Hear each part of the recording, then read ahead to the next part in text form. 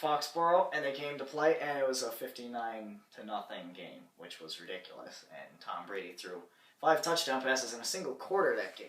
It wasn't great for the Titans. How can you still know these stats? Is a little weird. I had to check after Peyton's 7 touchdown game against the Ravens, remarkable performance. I had to check what Brady's was, and he had hit 6 touchdown passes in a single game in that game. But also, I was watching the highlights, and he got, I'm pretty sure it was 5 in the second quarter of that game. But then there's other cold games. I'm thinking back to 2011, I believe it was. The Jets came to town back when they weren't terrible. I think they were coming off their back-to-back AFC Championship runs, and they got blown out 45-3. And I don't know what Brady's exact record is in cold, but it's been pretty impressive. Yeah. All right. Before we make final scores and spot-on predictions, go impact player, each team. Now, stipulation, cannot be a quarterback, cannot be a running back. All right. Because for the Patriots, the obvious one is going to be LeGarrette Blount. I think we can start in the NFC. We haven't really talked about the Niners and Seahawks quite as much. We're getting there. We're getting there. Oh, should I start in the AFC? That'll be after. Okay, I'll start in the AFC then. I'll start with the Patriots and maybe give you the Broncos. I probably know a bit more about the Patriots. Their impact player on Sunday, not Brady or Blunt or Ridley, who still had 2 touchdowns. I'm going with Alfonso Dennard, who's the corner who plays opposite Aqib Talib, who I think he had 2 interceptions. I haven't checked my stats, but if he didn't, I know he had on Luck's second throw of the game, on the first third down of the game, the interception basically returned it to the house. He stepped out of the 2-yard line, set up Blunt for one of his 4 touchdown runs, but he basically got it, and it really didn't matter. And I think that set the tone for Luck, even though he had some really impressive deep balls. I mean, he threw 3 other picks. Maybe the last one came in garbage time, but, still, you can't be throwing that many interceptions. I think that set the tone for that. And so I think that was a game changer right out of the gate, so that's my player. All right. So, for the Broncos, I'm going to stay on defense. Oh, God. I'm going to stay on defense with the Broncos. I'm going to go with Champ Bailey. Whoa, the old guy. That was his first game back in a little bit, wasn't it? Yeah, he's been irrelevant the whole year. I think, hasn't he been out for a bit of the year? Yeah, most of it. And he came back, and I think the important thing to note is he's been playing the slot corner since he came back. So, who's the Chargers slot receiver? Is that Royal? Yeah, and it'll be interesting because he's played slot this whole year, or since he's come back, which has been very limited time. And they've had Rodgers, Cromartie, and Chris Harris on the outsides. So he's been getting used to the slot. Now Chris Harris is injured. Chris Harris is done for the year. Torn ACL. He's done. He's their best corner. So now, I don't know the Broncos strategy. I don't know if Champ Bailey's switching back to outside corner, or if they're going to switch somebody else into the outside corner and leave him in the slot. If they leave him in the slot, I think that'll be interesting. Because the fact is, Champ Bailey's old. He's not very good. At this point, it's true. That's partially why he's my impact He was player. a dominant corner at one point, but A very long time. years have passed. And I think at this point, if he's playing the slot and Edelman's in the slot, I think that could be a really big game for Edelman. And for the record, I still don't think Julian Edelman's very good. I don't. But if he's matched up against an aging, barely movable Champ Bailey all game, I think he could have a big game. And if he gets outside, while the Patriots' outside threats have been absolutely terrible this year. Dobson and Tompkins. Yeah. I feel like, again, I feel like someone should be taking advantage of that matchup at some point during the game. What I find interesting on the Julian Edelman theory, also comparing him to Wes Welker, you look at what Welker did before coming to New England. He was basically nobody. I think he started with the Chargers, did absolutely nothing, went to the Dolphins, Still, basically absolutely pretty nothing. much. And he comes to New England, and he's catching like 100 passes every single year. Now, the first year he leaves, Edelman, who again, is he Was really irrelevant? that great? Yeah, he was irrelevant. He was back up to Welker in the slot, and he steps in and basically has done the exact same thing as Welker. Pretty much the same productivity, over 100 catches, over 1,000 yards. So the question for me is it Edelman or Brady? And then maybe that raises the question. Yes, Belichick as well.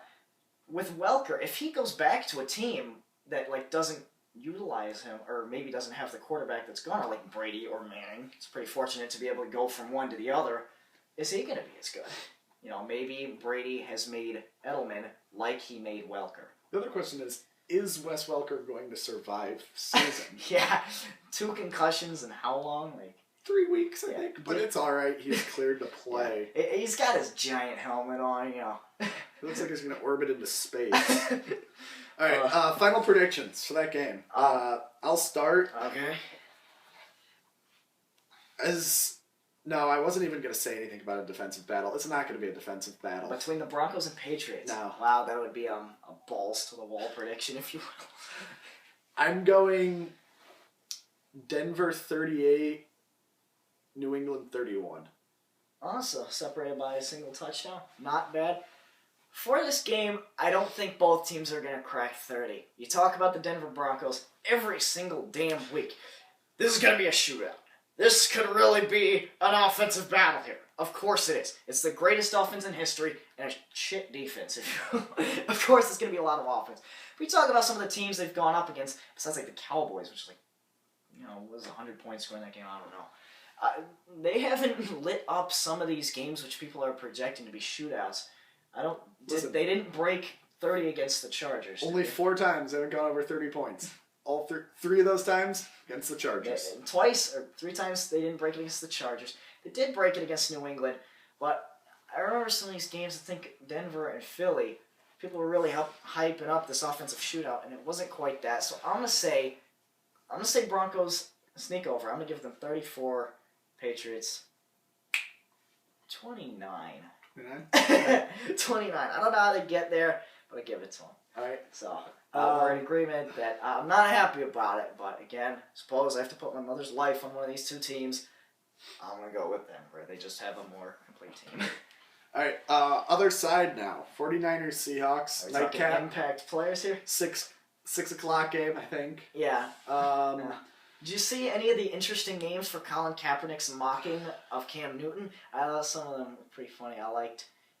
It was either Cappy Cat or Copy Cap. I think it was Copy Cap. There was Capper Night. And, I don't know, some other dumbass puns. I particularly liked, as brought up by one of our teachers, which I did look through yesterday, the comparing of Instagram feeds. I looked at that too. Colin Kaepernick and Russell Wilson. Great laugh. Great laugh. It was. After doing a little bit more, Colin Kaepernick had not posted just photos of him, like, kissing his biceps and with his collection of shoes. He actually had some with the charities, but just seeing the 2 photo streams next to each other, Wilson with the charities and with his fans, and Kaepernick with his shoes and with his muscles and like with his selfies. It was pretty funny. You should look that up. The Instagram comparison between Russell Wilson and Colin Kaepernick. All right, so we're gonna place an over/under here. Over/under. Are we doing the impact players of each team? In a minute. All right, we'll get to that in a minute. Over/under on them deciding to call off this game and just letting Colin Kaepernick and Russell Wilson play this one out in the game of Madden. What am I betting? Over/under? I don't know. I just wanted to see what your take was on that. How about that they don't have any security around Colin Kaepernick's bus and see what the fans do to him and see if he actually tunes them out with his beats. See if they throw a cooler at the bus. Yeah, I mean, I know Seattle fans are passionate, but I didn't think they were a murderous mob. Especially... It looked like they wanted to overthrow a government in that commercial. Yeah, I'm pretty sure if they could use profanity in that commercial, there would have been some foul things said to Mr. Kaepernick. I'm not saying I'm the biggest fan. Give the guy a break. He's just trying to play football. All right, do you want to take impact player for the 49ers or for the Seahawks? I'd take the Seahawks just because I think it's a little easier, and I know you have a guy in mind for the Niners who you have really liked for a long time. For the Seahawks, though, my guy was Earl Thomas. He was matched up against Jimmy Graham for a large portion of the game and limited him to one catch for 8 yards, Jimmy which Graham was came. stuck in all that shit. He was, which came on their last drive in maybe not garbage time because they had a shot, but not a Playing time very loose yeah, defense. not a time where they were really worried about an 8-yard reception. And this almost brings up something about Jimmy Graham. He was also blanked in the game in New England when Aqib Talib was matched up on him. I know he was hurt that game, and I don't think he played the full game, but you just wonder, is that the solution to Jimmy Graham? Is it that easy? A big physical corner, and all of a sudden he's done. Earl Thomas is safety, but yeah, it's similar, similar concept. I mean, Earl Thomas is still a 6'5". You get my point. A big physical dude, let's call it. For one of the most dominant tight ends, is the answer that easy? Yeah. I don't think it is, but it raises some eyebrows, if you will. I mean, it goes into a deeper thing about defensive strategy, and also, I think the Saints' weapons are declining slightly around Jimmy Graham. Absolutely. He's their number one target. He's the tight end. Meacham, no, I hate him. No. He played on the Chargers. Lance Moore, a couple of years ago, he was maybe in the conversation for best slot receiver in the NFL. He's fallen off the face of the earth. Yeah, and Kenny Stills is just hey, Kenny, run!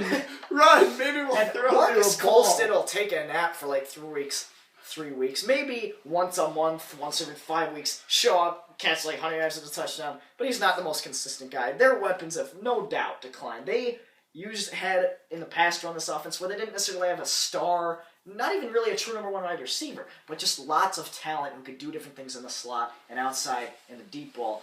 And that has all just sort of withered away as they try and just go to Graham. Yeah, I think the Earl Thomas one is good, especially without Browner in their secondary for...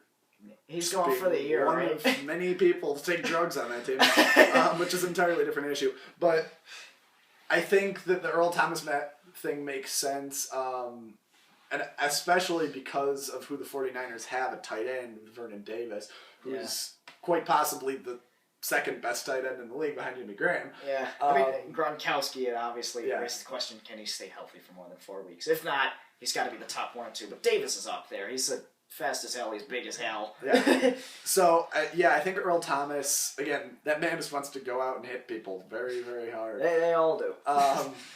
Which is entertaining. The Legion of Boom. For me, I've got to go with a 49ers player. Yeah. I'm sticking with Michael Crabtree. All right, now tell me about him. I've had a very passionate defense from Michael Crabtree ever since Texas Tech. When he was at Texas Tech, I was like, listen, this guy's going to be great. He's going to be a superstar. Should I tell you what you said back when you were a little bit more naive about how much you hyped him up? I did somewhat compare him to Randy Moss. You said he's the next Randy Moss. Although in wake of Jim Harbaugh saying he's got the best hands of any player in the NFL history, that doesn't look that crazy. True. Nonetheless. And then Crabtree disappointed me for 2.5 seasons. That's true. And then last year, he became a very, very relevant, productive wide receiver. Do you think it was the turn of the quarterbacks that maybe helped him out? I think getting rid of Alex Smith will always help out. Alex Smith. He won't throw any picks, but touchdown passes, big yards. Your stats are not going to be boosted if you're a wide receiver in an Alex Smith offense. Absolutely.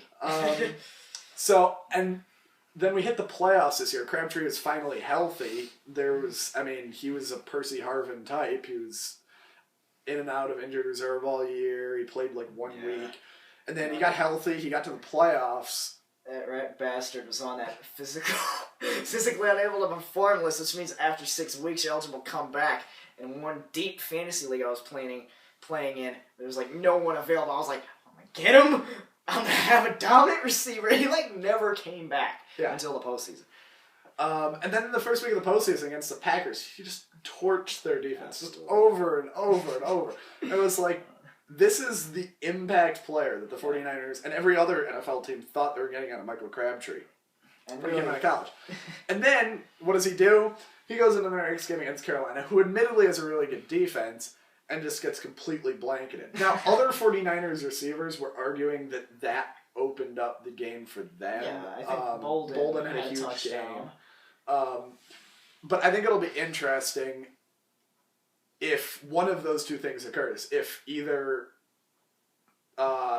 Crabtree can have a huge day like he did against the Packers, or if he can open up targets for people like Vernon Davis and Bolden, and just if they can just open up anything against the Seattle secondary. I don't know if anyone's going to have a huge day in a game like the Niners and Seahawks. You're looking to score 2 touchdowns. It's a good game with a couple of field goals. 20 points. Good job. Kaepernick's improbability is going to be huge in this game, I think. If the 49ers can get to situations where the Seahawks are dropping a lot of guys back and defending a pass, and Kaepernick, out of what should have been a pass play, can get into the open field and can start running, I think that's going to be huge. Or if they open up the box for Frank Gore, he's had another dominant season. Yeah, which nobody still talks about. Nobody cares about Frank Gore. Maybe he doesn't have the most explosive numbers. Like, he's not going to break off an 80-yard touchdown run, but he can wear a defense down. He's big as hell. Leading rusher in 49ers history. Really? Wow. Yeah. I think something that the Niners have a real advantage, I touched on it, their receiver core. I think Russell Wilson is probably a better quarterback than Colin Kaepernick. I think he might make better decisions in terms of, when to run. He might not be quite as explosive of an athlete. Yeah, probably Kaepernick's a better athlete, but Kaepernick, especially with Crabtree back, now you got Bolden, Crabtree, and Davis. That's a solid big 3. Yeah, and again, Russell Westbrook, yeah, that's basketball. For Russell Wilson, it's Russell W. Come on, Russell Wilson has maybe half of Percy Harvin, who still has not been clear. Might mean that literally, either his legs walk out on the field, or maybe, or the Saints secondary member just jumps out of the stands and just finds a way to kill him. I think the play by the Saints guy to just take him out. Forget the 15 yards on the fine. You took out their best receiver. The next best is Golden Tate. Damn good move. I think the Niners should try similar. Maybe put one of those guys who you put in hockey just to go injure someone. It's got to be Zach Miller, man. Is this... Zach Miller's going to explode for 80 yards and 2 TDs. Zach Miller, it's my bold prediction of the week. The tight ends can come up big in these games with tight defenses, but, I'm going to let you have that prediction. I'm going to chill on Zach Miller. All right, so final prediction. Final prediction for that game. I already told you, I wrote a big article, number 1 seeds can't both make it. And I'm pissed that they both made it to the championship. So I gotta go Niners here. And not just because of that, I honestly think the Niners are a better team than the Seahawks. I think they have a more complete offense. And the Seattle Seahawks defense is pretty much second to none. But I think the Niners are pretty close. So I'm gonna take the Niners in this one. I'm gonna go 20-13. 20-16. 20-16. 49ers over Seahawks in Seattle. I was going to go very similar. I'm going to say 49ers 21, Seahawks 16. I was going to go very similar. So, you're doing the Price is Right thing. Where you get me by 1. Again, I think I understand the whole Seattle blew this team out at home a long time ago, so they should blow them out again this time in the playoffs thing, which was the whole lead up to the Saints game. And while they obviously still won, and you could argue control a lot of that game, I mean, it still wasn't... Yeah, they blanked the Saints for 3 quarters still, even though it wasn't a blowout. But that's not going to happen again. They're not going to blow them out. Yeah, and honestly, I think with the weapons that the 49ers have now, people love talking about the Saints offense. I think the 49ers are a better offense than the Saints. Yeah. Obviously not the quarterback, but the receivers. Yeah, and... The other thing is, I think the 49ers are a really good road team.